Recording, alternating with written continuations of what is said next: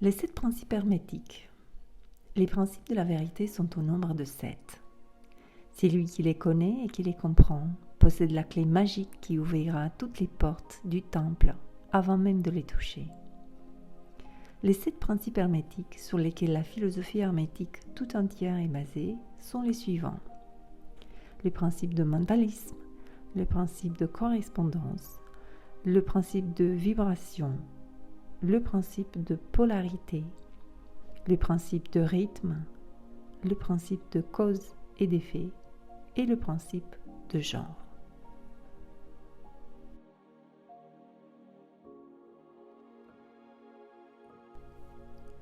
Le principe de mentalisme. Le tout est esprit. L'univers est mental. Ce principe implique cette vérité que tout est esprit. Il explique que le tout, qui est la réalité substantielle se trouvant dans toutes les manifestations et les apparences extérieures que nous connaissons sous le nom d'univers matériel, phénomène de la vie, matière, est esprit, lequel en lui-même est inconnaissable et indéfinissable, mais qui peut être considéré et pensé comme un esprit universel, infini, vivant. Il explique encore que le monde ou l'univers n'est qu'une simple création mentale du tout, sujette aux lois des choses créées, que l'univers considéré dans son entier ou dans ses parties existe dans l'esprit du tout, que c'est dans cet esprit que nous vivons, que nous agissons et que nous sommes nous-mêmes. Ce principe, en établissant la nature mentale de l'univers, explique facilement tous les divers phénomènes mentaux et psychiques qui occupent une si grande place dans l'attention publique et qui, sans explication, ne sont pas compréhensibles et défient toute interprétation scientifique. Comprendre ce grand principe hermétique du mentalisme permet à l'individu de saisir avec facilité les lois de l'univers mental et de les appliquer à son bien-être et à son perfectionnement. Ce principe explique la véritable nature de l'énergie, du pouvoir et de la matière, et pourquoi et comment ils sont subordonnés à la maîtrise de l'esprit. Un des vieux maîtres hermétiques a écrit il y a bien longtemps: c'est lui qui comprend la vérité de la nature mentale de l'univers est déjà bien avancé sur le chemin de la maîtrise. Ces paroles sont aussi vraies aujourd'hui qu'elles l'étaient au temps où elles furent écrites. Sans maîtresse claire, la maîtrise est impossible. Et l'élève s'en va frapper en vain aux innombrables portes du temple.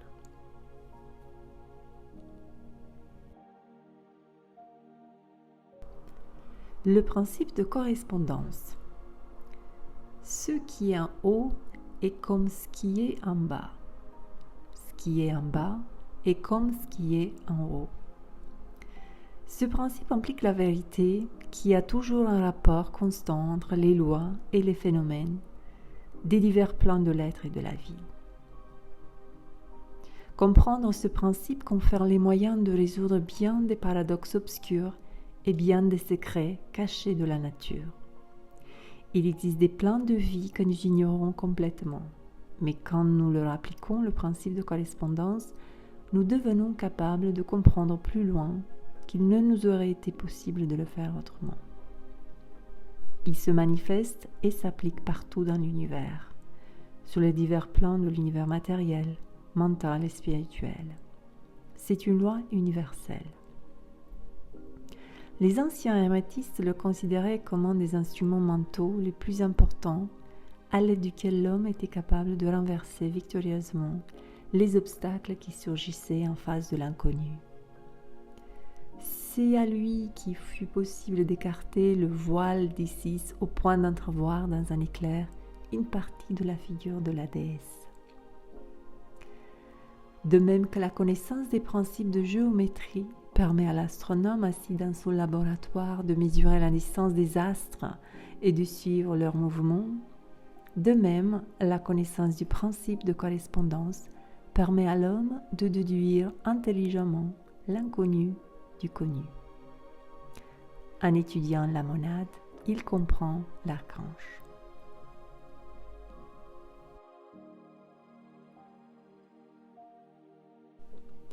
Le principe de vibration. Rien ne repose, tout remue, tout vibre. Ce principe implique la vérité que tout est en mouvement. Tout vibre, rien n'est à l'état de repos. Fait que la science moderne accepte et que toute nouvelle découverte scientifique tend à vérifier.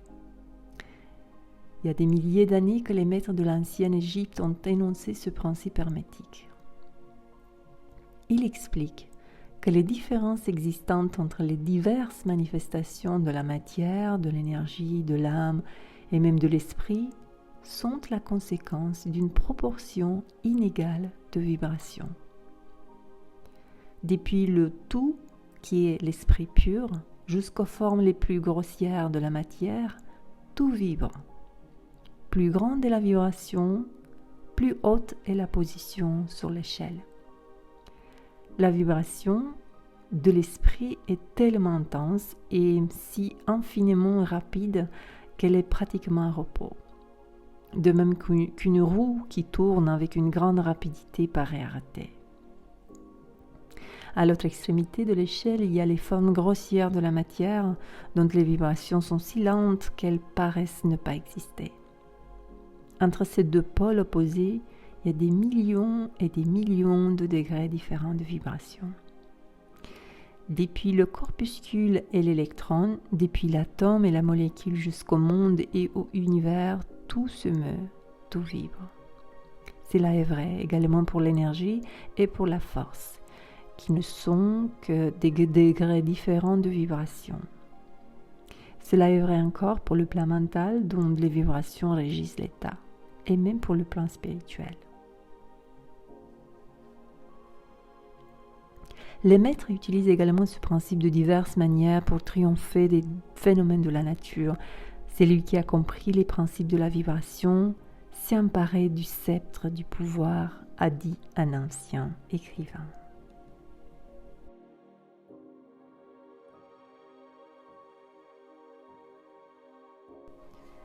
Nous arrivons au quatrième principe, l'un de mes préférés, le principe de polarité. Tout est double. Toute chose possède des pôles. Tout a deux extrêmes. Semblables et dissemblables ont la même signification. Les pôles opposés ont une nature identique, mais des degrés différents. Les extrêmes se touchent. Toutes les vérités ne sont que des demi-vérités. Tous les paradoxes peuvent être conciliés. Ce principe implique la vérité que tout est double, tout a deux pôles, tout a deux extrêmes. Ces phrases sont des vieux axiomes hermétiques. Elles expliquent les anciens paradoxes qui ont rendu perplexes tant de gens et que l'on a exprimé comme il suit. La thèse et l'antithèse ont une nature identique mais des degrés différents. Les contraires sont semblables et ne diffèrent que par leur degré. Les pôles opposés peuvent se concilier, les extrêmes se touchent. Tout est et n'est pas en même temps. Toutes les vérités ne sont que des demi-vérités. Toute vérité est à moitié fausse. Il y a deux faces à chaque chose, etc., etc. Le principe de polarité explique que dans toute chose, il y a deux pôles, deux aspects opposés, et que les contraires ne sont en réalité que les deux extrêmes du même objet, entre lesquels sont intercalés des degrés différents. Par exemple, le chaud et le froid, bien qu'opposés, sont en réalité une seule et même chose. Ils se distinguent simplement par une différence de degré. Consultez votre thermomètre et voyez s'il vous est possible de découvrir où le chaud se termine et où le froid commence. Il n'existe pas un chaud absolu, ni un froid absolu. Ces deux termes, chaud et froid, indiquent simplement des degrés différents de la même chose. Et cette même chose, qui se manifeste comme chaud et froid, est une simple forme, une variante de la vibration. Ainsi, chaud et froid ne sont que les deux pôles de ce que nous appelons chaleur. Et les phénomènes qui les accompagnent sont les manifestations du principe de polarité. Le même principe est vrai dans le cas de lumière et obscurité, qui sont une seule et même chose, la distinction consistant en une différence de degré entre les deux pôles du phénomène. Quand la nuit nous quitte-t-elle et quand le jour commence-t-il? Quelle différence y a-t-il entre grand et petit, entre facile et difficile, entre blanc et noir, entre tranchant et émoussé, entre calme et inquiet, entre haut et bas, entre positif et négatif? Le principe de polarité explique ces paradoxes et aucun autre ne peut le remplacer. C'est encore le même principe qui agit dans le plan mental. Prenons un exemple extrême et radical, celui de la haine et de l'amour. Deux états mentaux en apparence totalement différents. Et encore, il y a des différents degrés entre dans la haine et dans l'amour. Il y a même des sentiments intermédiaires pour lesquels nous employons les mots de sympathie et d'antipathie qui arrivent à se confondre si étroitement qu'on a souvent beaucoup de difficultés à savoir si quelqu'un vous est sympathique, antipathique ou si vous est indifférent. Ces sentiments opposés ne sont que des degrés différents d'un sentiment unique, comme vous le comprendrez si vous voulez bien y réfléchir un petit instant. Mieux que tout cela, et les hermétistes y attachent une importance bien plus considérable, il est possible de changer dans son propre esprit et dans l'esprit des autres, des vibrations de haine en vibrations d'amour. Beaucoup d'entre vous qui lisez ces lignes ou qui écoutez ces lignes ont fait l'expérience personnelle de la transition rapide involontaire qui peut se faire entre l'amour et la haine et vice-versa, en votre propre personne et en celle des autres. Vous comprendrez alors qu'il vous est possible de réaliser cette chose à l'aide de votre volonté en utilisant les formules hermétiques. Le bien et le mal ne sont que des pôles différents d'une même chose. L'hermétiste connaît l'art de transformer le mal en bien par l'application du principe de polarité.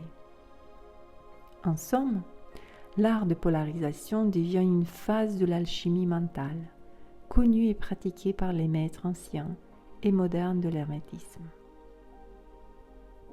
La compréhension de ce principe permet de modifier sa propre polarité aussi bien que celle des autres, si l'on veut consacrer le temps et l'étude nécessaires pour devenir un maître de l'art.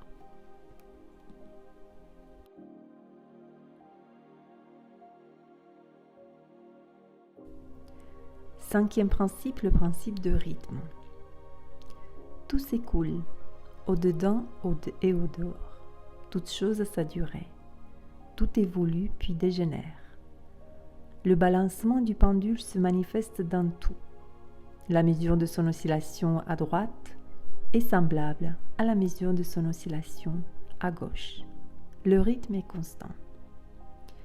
Ce principe implique la vérité qui se manifeste dans toute chose, un mouvement mesuré d'aller et venue, un flux et un reflux, un balancement en avant et en arrière.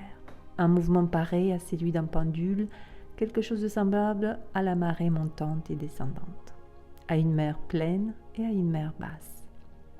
Ce mouvement d'aller et venue se produit entre les deux pôles, dont le principe de polarité décrit il y a quelques instants nous a montré l'existence.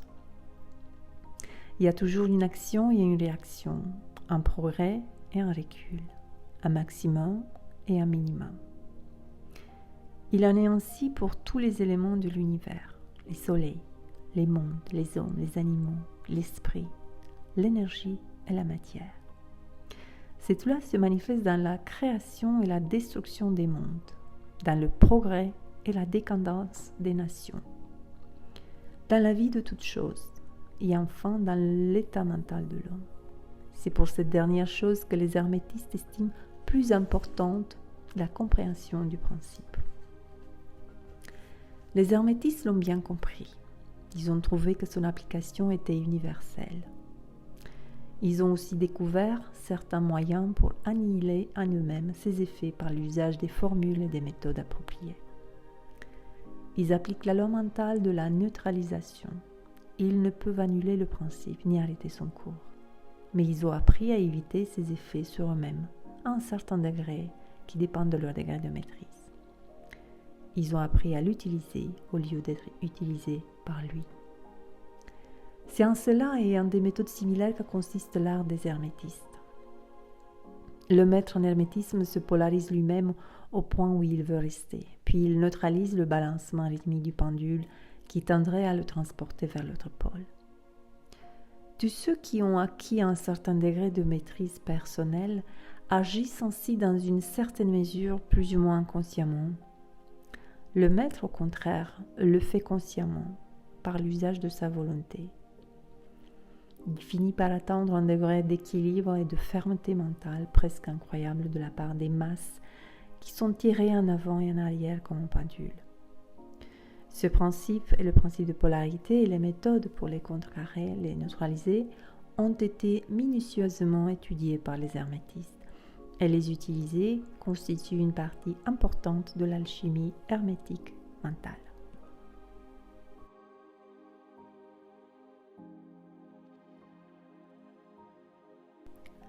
Le sixième principe, le principe de cause et d'effet. Toute cause a son effet, tout effet a sa cause. Tout arrive conformément à la loi. La chance n'est qu'un nom donné à la loi méconnue. Il y a de nombreux plans de causalité, mais rien n'échappe à la loi. Ce principe implique le fait qu'il existe une cause pour tout effet produit et un effet pour toute cause. Il explique que tout arrive conformément à la loi. Que jamais rien n'arrive fortuitement, que le hasard n'existe pas, que puisqu'il y a des plans différents de cause et d'effet et que le plan supérieur domine toujours le plan inférieur, rien ne peut échapper entièrement à la loi. Les hermétistes connaissent jusqu'à un certain point l'art et les méthodes de s'élever au-dessus du plan ordinaire de la cause et d'effet. En s'élevant mentalement à un plan supérieur, ils deviennent la cause au lieu d'être l'effet. Les foules se laissent docilement emmener. Elles obéissent à tout ce qui les entoure, aux volontés et aux désirs de ceux qui sont plus puissants qu'elles, à l'hérédité, à la suggestion et à toutes les autres causes extérieures qui les dirigent comme de simples pions sous l'échiquier de la vie. Les maîtres, au contraire, s'élevant sur le plan supérieur, dominent leurs sentiments, leur caractère, leur qualité et leur pouvoir aussi bien que ce qui les environne. Ils deviennent des maîtres au lieu d'être des pions. Ils jouent le jeu de la vie au lieu d'être joués et dirigés par la volonté des autres et par les influences extérieures. Ils se servent du principe au lieu d'être ses outils. Les maîtres obéissent à la causalité du plan supérieur, mais ils règnent sur leur propre plan. Il y a dans cette affirmation une véritable fortune des connaissances hermétiques. Le comprenne qui pourra.